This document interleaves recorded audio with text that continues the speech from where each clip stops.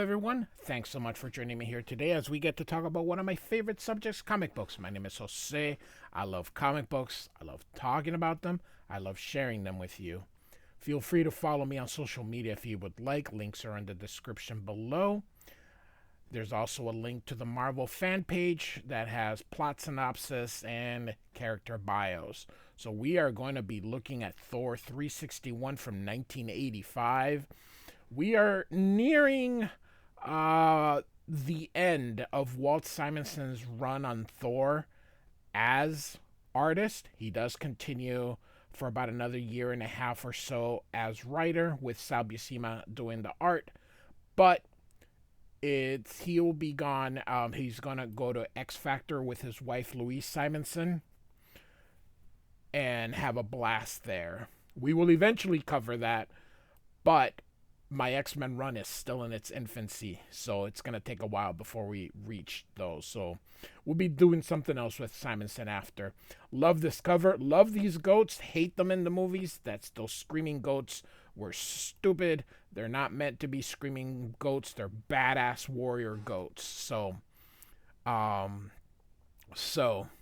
been covering Walt Simonson's entire run on Thor from the very beginning, and it is on a playlist. So give that a look if you'd like to see how this all started. So, all right, here we go.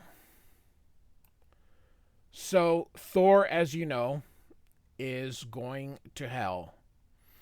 So Garm bays loudly before Nippa cave. His chains will break and he will run free. In the shadow of the beast stands the entrance to hell. And 'tis through that doleful gateway Thor must ride with his companions. No, Garm, fierce of hounds, the son of Odin greets thee. And the hound Garm says, Hail, mighty Thor, Hela, my mistress, warn me that you might wish to use the hell way. Would you seek the kingdom of the dead as a living man? Beware, those who enter here do not come out again. So, and we got the title, The Quick and the Dead. Walt Simonson is the writer, the penciler, and the inker. One of my favorite letterers, John Workman, doing a wonderful job with these letters. Just amazing. I recognize his lettering all the time. So Thor continues. The blood of Thor shall not easily stain your breast, Garm, like the blood of so many others who sought to leave Hela's realms. With your permission, we would like to enter her domain. I shall make the arrangements for our departure. And so Garm says, I am called the Doom of Tur, mighty Thor. Perhaps someday I shall be called the Doom of Thor as well. You and your companions may enter freely and of your own will. And so, Harokin, order the warriors and follow me to the caves of darkness. Executioner, bring up the rear and guard it well. And Garn says, farewell, you Einherjar. The J has an I sound. Bold heroes of Valhalla. Pray that Garm never again sees the face in the light. Why is he chained up? He speaks and he's obviously intelligent. So what's the point of having him in a chain? So what? I don't know. So, but the only sounds that echo in the valley of death, the tinkling of the harness and the clatter of the armor, until at last the executioner enters the darkness and the silence of the valley is again unbroken. And the executioner thinks, the road to hell, mighty Thor, may be paved with good intentions, but the darkness of the hellway is hardly a match for the blackness in my heart. Cast off by the enchantress for Heimdall, I seek solace in battle. For if I cannot be a lover, then I will be a warrior. And you yourself may have lost the beautiful Sif forever. Do you seek only to rescue the lost souls of the mortals that Hela has stolen from Earth. Of course, it says in here when that happened, and I have covered those. Or do you too ride into hell, cursing the faithless arms of a woman? The darkness is so complete, no torch will shine here. Are those stars above us? Surely we're still within the caves of the Hellway. My steed does not feel the road. And so Thor creates a light with his hammer. Then follow the brightest star you see. You heroes, follow the hammer of Thor. The lightning of the sky shall be our guide beneath the earth. For 9 days and nights the troops rode slowly down the sloping path, camping when they deemed it time, and rising when they were ready. Until at last, and there's Balder. Thor! I see it, Balder. Gjallerbru. The bridge across the river Gjol that marks the boundary of hell itself. And there before the bridge is the guardian Modgud, whose silence is that of the grave mound. Hail, Modgud, the son of Odin, and his companions greet thee. She speaks not a word, but gestures towards the bridge. The way is made open to us. Follow me. So, Thor is leading into battle. I love those goats. They're so badass. I hate what they did to them in the movie. Oh, that is a sin. Disney should quit doing Marvel movies if they're not going to do them right. I have passed the word to the Einherjar to keep their weapons at ready, for we are nearly there, and Hela doubtless awaits us. And Thor says, I see the light beyond the bridge, but I do not recognize the country. So, the sweet melodies of songbirds fill the air, the sweet breeze caresses the cheeks, and the landscape before them is suffused with a wonderful brilliance. Balder, where are we? Surely this land of enchantment cannot be hell. But even as the company advances farther into the radiant visions before them, I do not like this place. The whole world sings of peace and harmony. Ah, this is no place for a fighting man. Maybe I should not have come here. But then, Scourge, you would not have found me again. And Scourge says, Enchantress, what are you doing in this place? Hush, Scourge, and hold me, kiss me, as though you'll never let me go. And a long moment later, but Amora, this is not. Yes, Scourge, it is the land of the dead, and I belong here now, for jealous Heimdall slew me when he found that I would remain true to you. What? By the gods, he shall pay for this. No, Scourge, leave him be. I do not wish ever to be parted from you again. Let the Asgardians go. Stay with me here and forever. Never leave me. And Scourge says, but Thor is the god of thunder and needs no help from anyone. But I need you now more than ever. So we know something's up. Meanwhile, up ahead in the Einherjar ride, as the Einherjar ride deeper and deeper into the wondrous land. I am baffled, Thor, says Balder. This does not look at all like the place where I found Hela and the warrior's death. Thor says, surely she must know we are here. And one of the warriors says, look out, someone's coming out of the mist. I can't quite see them clearly. Ready your weapons. Wait, hold your fire. It's my son who died in the burning of Njal. And there's my wife. This is truly the realm of the dead. Our lovers and loved ones have come to greet us. And in the next instant, families long sundered by death are joined together amid great rejoicing for the first time since their parting. Elsewhere in Asgard, in the city of the gods, the rebuilding of the Golden Realm continues apace, Frigga. Someday the destruction wrought by Surtur will only be a memory, Sif. How can you, of all people, say that time will heal our wounds? You have lost Odin, says Sif. His loss, Sif, was worth the prize, for the nine worlds still endure, and that was ever Odin's first concern. When Thor returns, we will hold the All-Thing, and a new ruler will be chosen in Asgard. The order will continue. And Frigga continues, I have only memories to console me, and the nights will be long, yet I would not belittle Odin's sacrifice by wishing him back. Frigga continues, I was his wife, now I am his widow. I am content. Should I be bitter? And Sif says, forgive my rash words, Frigga. And Sif continues, we are a proud race, and Thor and I, perhaps most of all. Who would have thought that such a pride could be humbled by a single blow? That hasn't been covered, so in Thor 359, go check out the playlist. I return to Asgard, Frigga, full of hope, full of life, and all seems turned to ashes behind me.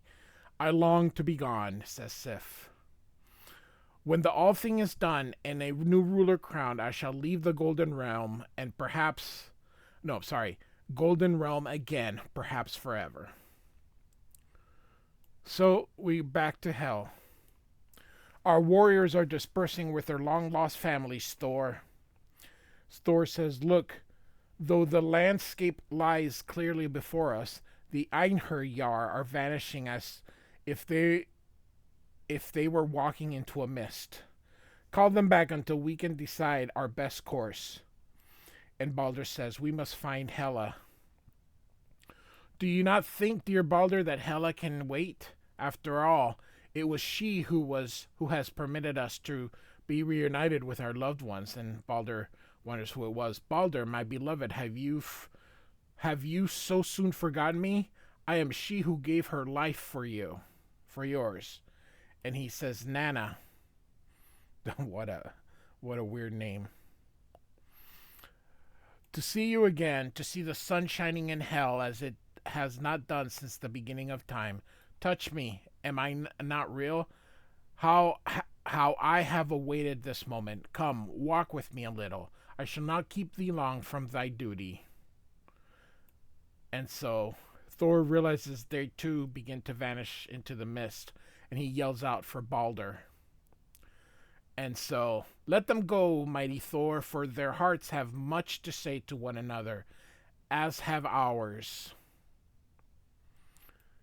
And then he sees Sif and calls her out. Surely you're not. Nay, Thor, I am not dead, but I could not let matters rest between us, and they were, and as they were, and rode after you into the lower depths. I have come to ask your forgiveness for treating you so badly, and what better place to find you than in this happy land of reconciliation and love. I'm ready to do thy every bidding. Something's up. Indeed, milady, I think you may be just the one I've been looking for. For though the Lady Sif and I have had our differences, those words are not those of the proud shield maiden of Asgard. And Thor rips out this small tree. She would never leave. She would never love me in such a fashion, nor would I wish her to, and throws the tree at her. Thor, what are you doing? Merely taking a precaution, my lady. I thought to make an offering to the Lady of the Harvest. And you can see here, love the sound effect by John Workman here, and Simonson and his version of the little Kirby dots. But mayhap the goddess of death will accept it instead. Greetings, Hela.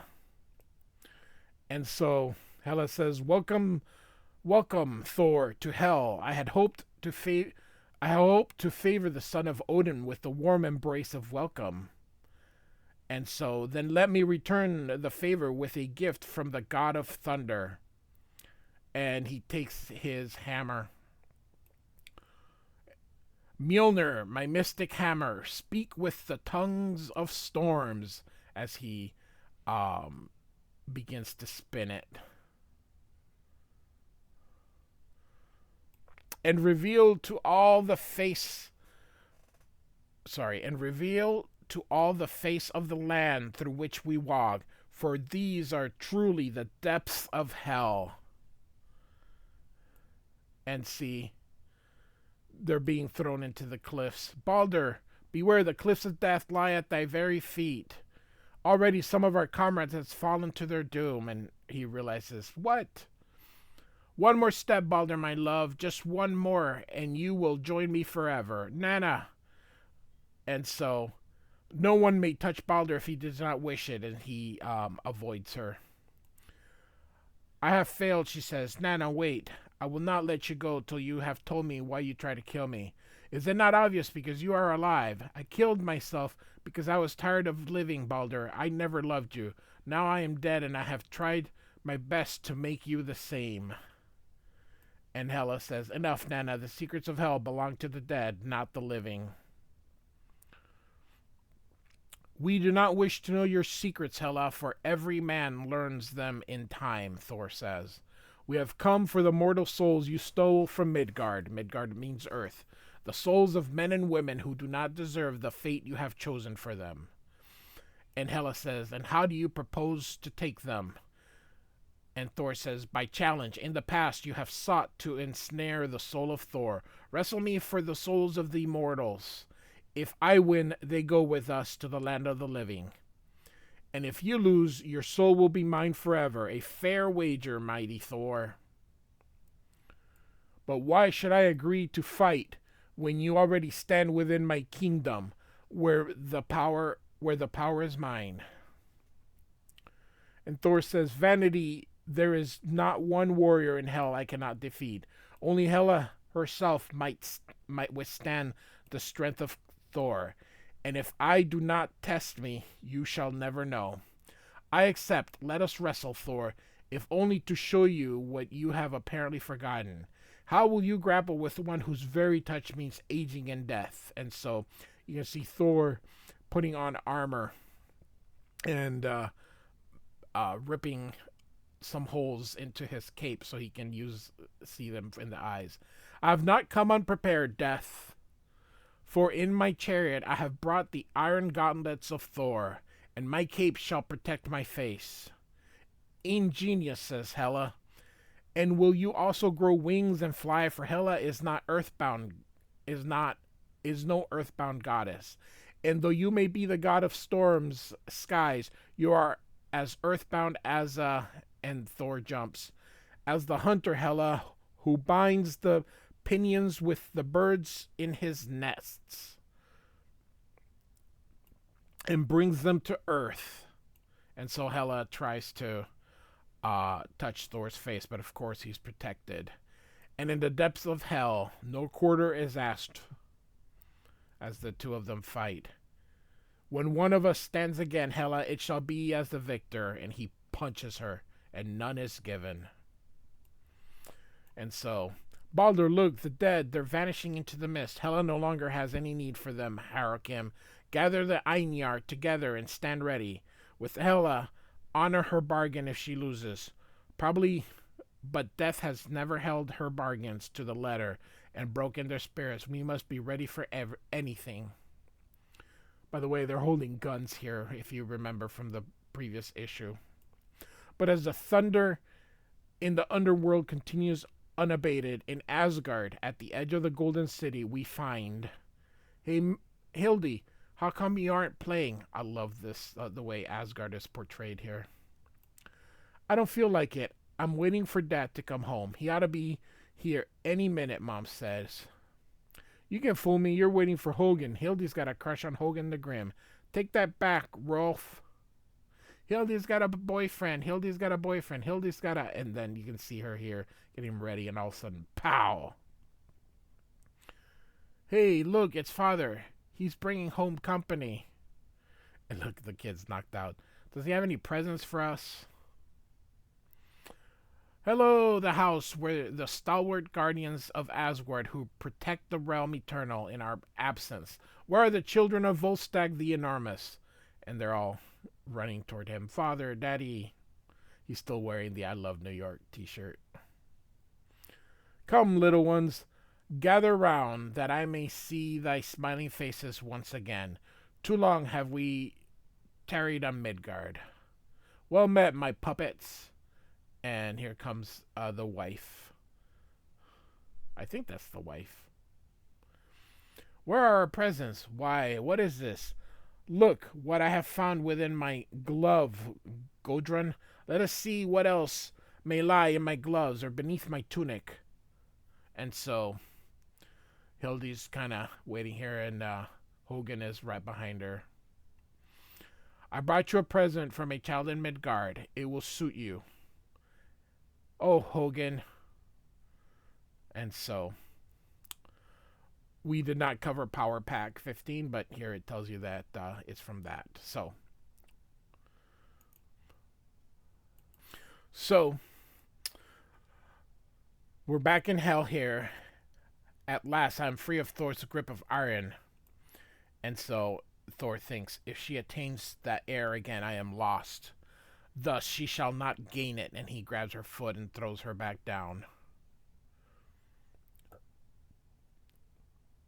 You were right, Thor. There is no warrior in all of hell who could best you. Never has death been so near defeat. But Hela is no ordinary warrior. And mine are not a warrior's weapons. You force me to do what even I cannot undo. Raise your eyes, Thor, and see the hand of glory. And suddenly you can see her power forming and just blast Thor. And he screams in pain. I love that effect. Slash. I had hoped to win you, unmarred, Thor. And he's yelling for his face. But you are too fierce a fighter, even for Hela. Now feel the unbreakable grip of old age and despair as she touches his face. As you said, Thor, the next one who stand would be the victor. My face, the agony, is beyond belief, says Thor, as his friends watch. I feel as though my jaw has been torn away, and my lips tremble with the ague, I don't know, of time. In moments I shall crumble to dust. I am pleased, Thor, no whimpering for mercy, no begging for pity. I may not have the father, but the son is mine. And so he grabs his cape. Kiss the hem of my cape, Thor, and I may grant you the privilege of being my servant, the slave of my every whim, body, and soul, as he begins to stand. And he says, never, and takes her cloak away. For I have been the slave of another, and hurt the one I love bitterly. In the name of my father, never again shall Thor be slave to any creature. Sooner would I die 1,000 deaths. And as the power starts flowing out of her, you wretch, my cloak, give me back my cloak. And Thor says, Hela, her form is shifting. Half her body is dying. It's already dead. And he's like, Thor, and gasping, Thor. My own body falters as ages faster and faster. I have almost no time left, but perhaps I have enough. Stay where you are, Hela. And she's like, Thor, for now I understand. You are the ruler here, but also the servant, and this cloak is your key. Without it, you are trapped here like your subjects. Ironic, is it not, that I, who have destroyed mountains and leveled great cities, can barely muster the strength to tear a scrap of cloth. But I will destroy it, Hela, if you do not abide by our bargain. Is the match over? Well, Death.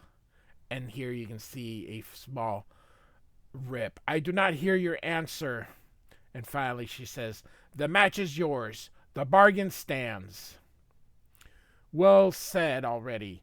I feel my youth returning. Have your servants prepare the mortal souls for their departure from this desolate realm. Balder, see to it. And Balder says, at once, Thor. But though we have saved the mortals, I am heartsick. I have not found my father. And this woman here says, Thor. And then she says, his face, Hela has destroyed it, but right now we can't see it because Simonson is kind of covering it.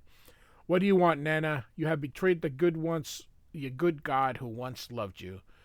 We are all Hela's slaves, Thor, and must do her bidding. I would not have shown myself to Balder had she not commanded it. For well, I know that if he thought I still loved him, he would not leave me here, but die the real death to remain beside me. I could not forgive myself were I to rob the world of his light. I cannot leave here. Now he thinks me something corrupted beyond redemption and will return to his place in the sun. That thought and the knowledge that you know the truth will sustain me here. And he says, Nana. And she says, leave me, Thor, while I am still resolved, but promise me never to tell another what I have told you. Promise. And he says, you have my word. And so he's still holding Hela's cloak. So this is how it ends. Sif, if we live to see again the walls of Asgard, I will beg thy forgiveness. For in my pride I would have taken it only on my own terms. But now, whether you will forgive me or not, I will walk with a lighter heart, knowing that a love like this can exist beyond death. And so, still holding the cloak. Perhaps in time I too might be worthy of such perfect love. And Balder says, Thor, did you hear me? We are ready to depart. And Balder says, by the eye of Odin, Thor's face. And Balder says, what are your wounds? They are nothing compared to those that others must bear.